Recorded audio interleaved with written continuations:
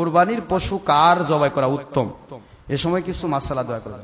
কোরবানি যিনি করছেন, যার পক্ষ থেকে কোরবানি হচ্ছে, তিনি করাই উত্তম।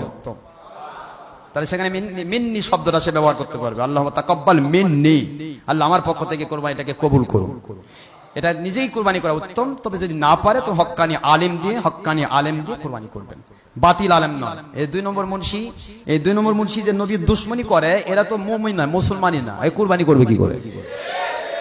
2 নম্বরের থেকে করে নেওয়ার চাইতে আপনি একা করা ভালো। কিছুই না জানলে বিসমিল্লাহি আল্লাহু আকবার, কি ঠিক আছে না? বিসমিল্লাহি আল্লাহু আকবার বলে কোরবানি দিয়ে দিবেন, আমার মালিক কবুল করে নেবেন। কিছুই জানেন না, আর দোয়া তো সবই আমাদের কিতাবে দেওয়া আছে, দোয়াগুলো মুখস্থ করতে সময় লাগবে না। দোয়া কিছুই না, দোয়া করা তো ফরজ না, দোয়া করা কি ফরজ? নিয়ত করবেন, আল্লাহ আমার পক্ষ থেকে আপনার নামে, আল্লাহর আপনার সন্তুষ্টির জন্য কুরবানি দিয়ে দিবেন, হবে না? বিসমিল্লাহি আল্লাহু আকবার মারে দিবেন, ওটা বাতিলের দ্বারা করে নেবেন না। রাজি আছেন তো নাকি?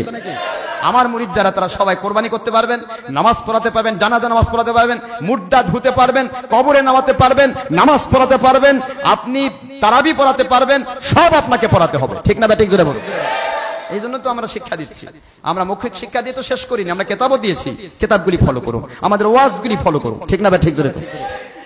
এটার জন্য নতুন কিছু নিজে কোরবানি করা উত্তম।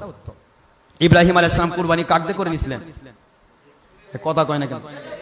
ইব্রাহিম আলাইহিস সালাম ইসমাইলকে কোরবানি করতেছেন কাক দিয়ে, আরেকজনকে লাগিয়ে দিয়েছিলেন। এটা বুঝতেই পারতেছেন কোরবানি নিজে করা উত্তম। বুঝতে পেরেছেন তো নাকি?